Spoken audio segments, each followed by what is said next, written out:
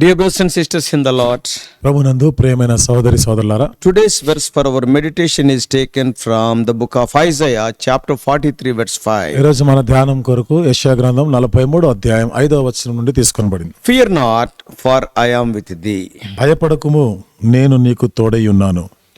The book of Isaiah is known as the mini Bible. యెషయా గ్రంథము ఒక చిన్న బైబిల్ గా పరిగణించబడింది. There are 66 books in the Bible, Bible గ్రంథంలో 66 పుస్తకాలు ఉన్నాయి. 39 in the Old Testament and 27 in the New Testament. పాత నిబంధనలో 39, క్రొత్త నిబంధనలో 27. In the same way, there are 66 chapters in the book of Isaiah. ఆ రీతిగానే యెషయా గ్రంథంలో కూడా 66 అధ్యాయాలు ఉన్నాయి. Many Bible commentators compare each chapter of Isaiah with each book of the Bible. అనేక మంది బైబిల్ వ్యాఖ్యానకర్తలు యెషయా గ్రంథంలో ఉన్న ప్రతి అధ్యాయము బైబిల్లో ఉన్నటువంటి ప్రతి పుస్తకంతో వాళ్ళు పోల్చారు. Often in one verse of that particular chapter or other, they tally like that. అనేక పర్యాలు ఆ వచనంలో ఉన్నటువంటి ఒక ఫలానా వచనము ఆ భాగానికి అది ఎంతో సరిపోలికగా ఉంటుంది. For example, ఉదాహరణకి first 39 chapters can be compared to the 39 books of the Old Testament. మొదటి 39 అధ్యాయాలు పాత నిబంధనలోని 39 పుస్తకాలతో మనం సరిపోల్చాలి. Therefore, 40th chapter of Isaiah must speak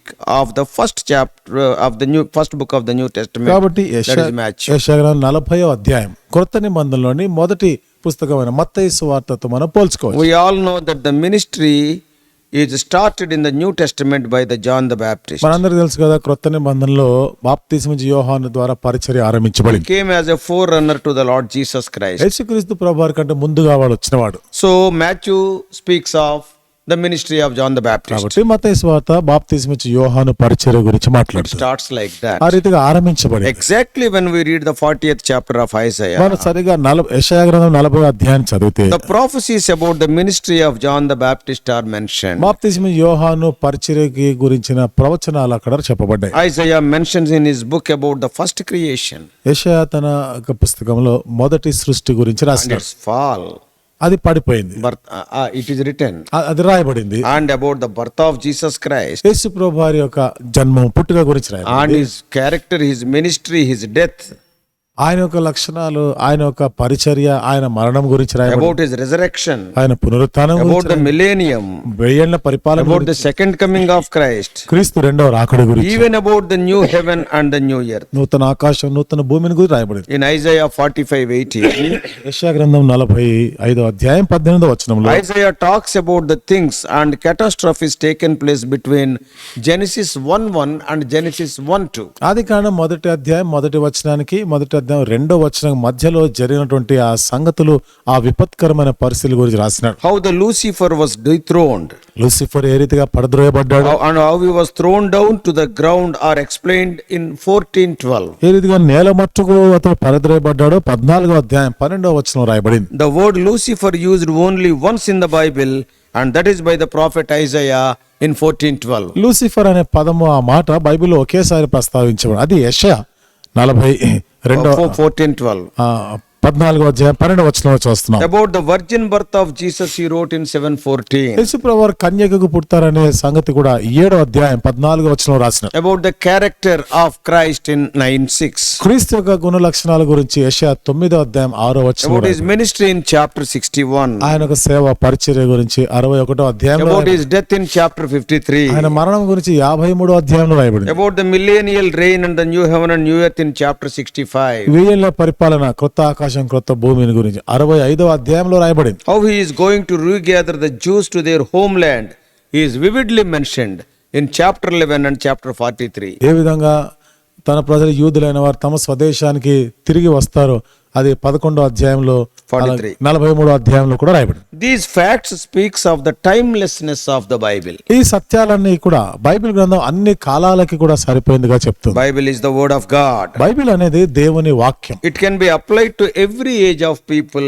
and every generation. ప్రతి తరములో ప్రతి యుగంలో ఉన్న ప్రజలకి ఇది The అన్వయింపజేయబడుతుంది. prophecies of Isaiah can be understood in a threefold way. యెషయా యొక్క ప్రవచనాలని 3 విధాలుగా 3 అంతలుగా మనం అర్థం చేసుకోవచ్చు. Firstly, మొదటిది, they can be applied literally to the Babylonian Babylonian captivity of Jews. ఇది యూదులు బబులోను చెరలో ఉన్న వారే, వారికి అక్షరార్థంగా అది అన్వయించుకోవచ్చు. Secondly, రెండవది, they can be applied to the fact of restoring Israel before the second coming. క్రీస్తు రెండవ రాకడికి ముందు ఇశ్రాయేల్ అందరూ కూడా సమకూర్చబడే దానికి అన్వయించుకోవచ్చు. Thirdly, and more particularly, మూడవది మరింత ప్రాముఖ్యమైనది, they can be applied to our individual spiritual lives. మన వ్యక్తిగత ఆత్మీయ జీవితాలకు కూడా అన్వయించుకోవచ్చు. What a wonder it is that the prophet who lived more than 700 years before the incarnation of Jesus, he spoke about the first coming and the second coming of Jesus. యేసు ప్రభువారు శరీరధారి రాకముందు 700 సంవత్సరాల ముందే ఆయన యొక్క పుట్టుక, జన్మం, ఆయన మరణం గురించి రాశాడు. ఇది ఎంత అద్భుతమైన మాటలు. And about his first and second coming also. ఆయన మొదటి రాకడ, రెండవ రాకడని గురించి కూడా రాశాడు. The events that took place right from Genesis 1:1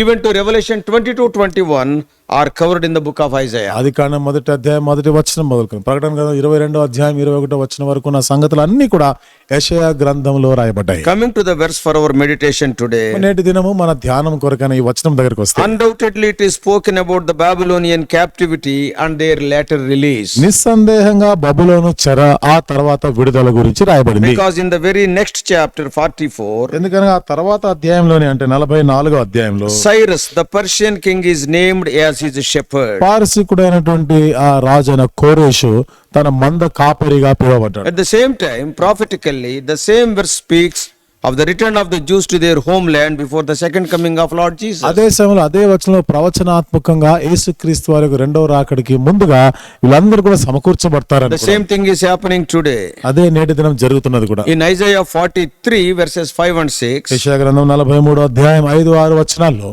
God has promised to bring back the scattered Jews from all the four sides. మరి నలుదిక్కుల చెదిరిపోయినటువంటి ఈ యూదులు, ఇశ్రాయేల్ అయిన వారు సమకూర్చబడతారని ప్రవచనం. From the east, from the west, from the south and the north. తూర్పు నుండి, పడమటి నుండి, ఉత్తరము, దక్షిణము నుండి సమకూర్చబడతారు. We all know from the history that all the Jews were scattered throughout the earth in 70 AD by the Roman Emperor Titus when he attacked and destroyed Jerusalem. చరిత్రలో మనం ఎరిగినటువంటి సంగతి, క్రీస్తు శకం 70లో రోమా చక్రవర్తి టైటస్ అనే అతని ద్వారా యూదులందరూ కూడా ప్రపంచమంతటా చెదరగొట్టబడ్డారు. When he destroyed Jerusalem, also attacked it. యెరూషలేముపై దాడి చేసినారు, దాన్ని ధ్వంసం చేసినారు. There was a great bloodshed. అక్కడ ఎంతో రక్తం చిందించబడింది. Many Jews were killed. అనేక మంది యూదులు చంపబడ్డారు. Maximum number of Jews were scattered to all the continents of the globe. ఎక్కువ శాతం యూదులైన వారు మరి ప్రపంచవ్యాప్తంగా ఉన్న అన్ని ఖండాలకు చెదిరిపోయారు. But before his coming, second coming, ఆయన యొక్క రెండవ రాకడికి ముందు God promised to gather them in their own land. దేవుడు వారందరిని కూడా స్వదేశంలో సమకూరుస్తానని వాగ్దానం What is their own land? వారి స్వదేశం ఏమిటి? The land that was promised to Abraham, Isaac and Jacob. It is the land of Canaan. Abraham, ఇస్సాకు, యాకోబులతో వాగ్దానం చేయబడిన దేశము అదే కానాను It దేశం. is the present country called Israel. ఇది ఇప్పుడు ప్రస్తుతం ఇశ్రాయేలు దేశముగా పిలువబడే Today God is busy in fulfilling the same promise. ఇది నాన్న దేవుడు ఆ వాగ్దానం నెరవేర్చే పనిలో ఉన్నాడు. The Jews that were scattered to all the four corners of the earth are being gathered to the land of Israel. భూలోకం యొక్క నలుమూలలో చెదిరిపోయిన ఇశ్రాయేల్ అందరూ కూడా తమ స్వదేశం ఇశ్రాయేల్ దేశానికి తిరిగి వస్తున్నారు. At the time of their independence, that is in 1948 in the month of May, 1948వ సంవత్సరం మే నెలలో వారికి స్వాతంత్ర్యం వచ్చిన నాడు the population of Jews in Israel was less than 1 million, that is less than 10 lakhs, maybe around 6 to 7 lakhs. Israel దేశంలో ఉన్న యూదుల యొక్క జనాభా ఒక 6 నుండి 7 లక్షలు మాత్రమే. But now, అయితే ఇప్పుడైతే in the last more than 75 years, మరి గడిచిన 75 సంవత్సరాల కన్నా ఎక్కువగా the Jewish population in Israel is increased by 10 times. యూదా జనాంగము ఇజ్రాయెల్ దేశంలో 10 రెట్లు ఎక్కువైంది. And today it is almost reaching 1 crore. ఈ రోజు దాదాపుగా 1 కోటికి వస్తున్నారు వాళ్ళు. What a quick fulfillment of the promise. ఈ వాగ్దానం ఎంత త్వరితగతిన నెరవేర్చబడింది. Jews from all the four sides are coming back to Israel. నలుమూలలో ఉన్న యూదులందరూ కూడా ఇజ్రాయెల్ దేశానికి తిరిగి వస్తున్నారు. In Isaiah 43:6, యెషయా గ్రంథం 43వ అధ్యాయం 6వ వచనం the Lord said, దేవుడు చెప్పిన మాట, I will say to the north to give them up, and I will instruct the south not to keep them back.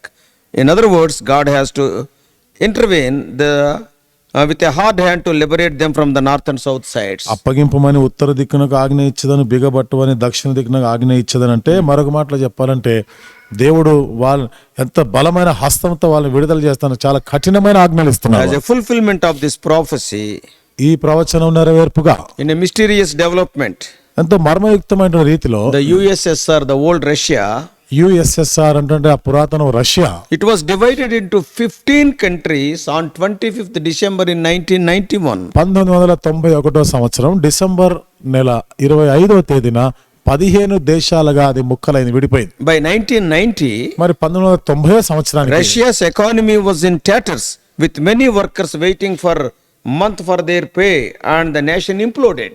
Russia యొక్క ఆర్థిక స్థితిని చూస్తే ఎంతో మంది ఆ పనివారు ఉద్యోగస్తులు వారు ఆ జీతాల కొరకు ఎంతో ఎదురు చూస్తూ ఉండేవారు. As a result of this, దానికి ఫలితంగా Israelites were released and they started returning back to their own land. ఇశ్రాయేలీయులు అక్కడ విడుదల పొందినారు, వారి స్వదేశానికి తిరిగి రావడం ఆరంభించారు. God gave it to them as an everlasting possession. దేవుడు వారికి ఒక నిత్యమైనటువంటి స్వాస్థ్యంగా వాళ్ళకి ఇచ్చారు. Till then, millions of Jews were locked behind the so-called Iron Curtain. అంతవరకు కూడా లక్షలాది మంది ఈ యూదులైన వారు ఎంతో కఠినమైనటువంటి పరిస్థితిలో ఉన్నారు. Nearly 1 million, that is 10 lakh Jews had returned to Israel by the year 2000 from the Russian countries.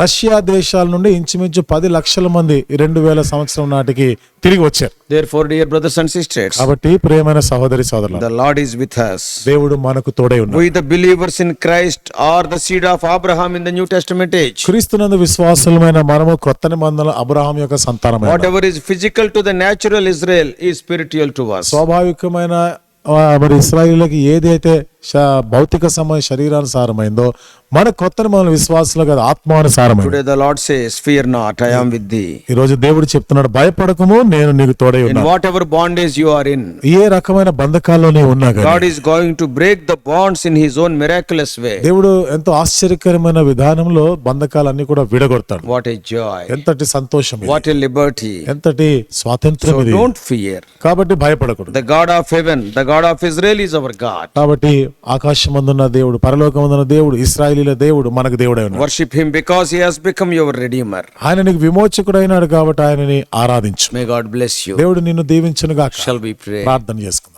Loving heavenly Father, ప్రేమగల మా పరలోకపు తండ్రి, our gracious God, కృపగల మా దేవా, we thank thee, O Lord, for this wonderful prophecies made by the great prophet Isaiah. అద్భుతమైనటువంటి వాగ్దానాలు గొప్ప ప్రవక్త యెషయా ద్వారా చేయబడిన ఈ ప్రవచనాలు బట్టి వందనాలు చెల్లిస్తున్నాను. Truly the book of Isaiah is a mini Bible. యెషయా గ్రంథము నిజంగానే ఒక చిన్న బైబిల్ అది. Right from Genesis 1:1 even to the end of the Bible, what is happening, Isaiah wrote in a nutshell. ఆదికాండం 1వ అధ్యాయం 1వ వచనము మొదలుకొని ప్రభు ముగింపు చివరి దాకా జరగబోయే సంగతులన్నీ కూడా యెషయా క్లుప్తంగా రాసినాడు. Oh, that speaks of the timelessness of the Bible, because Bible is the word of God, not man. ప్రభు ఇది బైబిల్ అన్ని కాలాలకు చెందినదని, ఎందుకనగా బైబిల్ అనేది మనుషులు రాసింది కాదు, ఇది దేవుని వాక్యము కాదు. The God who knows the ending from the beginning used the prophets to pen all these things. అంతమును ఆది నుండే ఎరిగినటువంటి ఆ దేవుడు ఈ మాటలు రాయడానికి తన ప్రవక్తలను వాడుకున్నాడు. Help us to believe the word of God. దేవుని వాక్యమును నమ్ముటకు సహాయం చేయి. Help us not to have any foolish questions against the word of God. దేవుని వాక్యానికి విరుద్ధంగా ప్రభు ఏ బుద్ధిహీనమైన ప్రశ్న రాకుండా చేయి.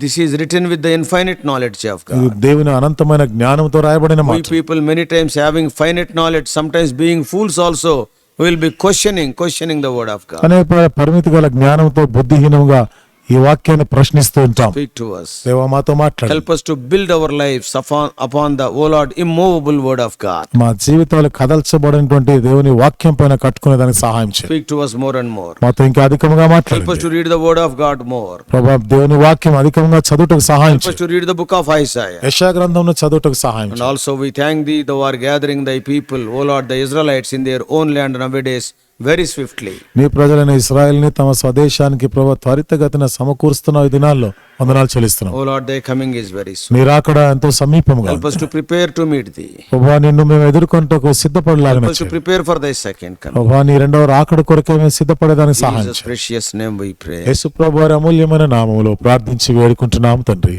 Amen. Amen.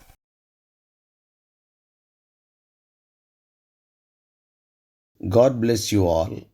Please subscribe for more spiritual messages to the YouTube channel John Victor Telugu Messages.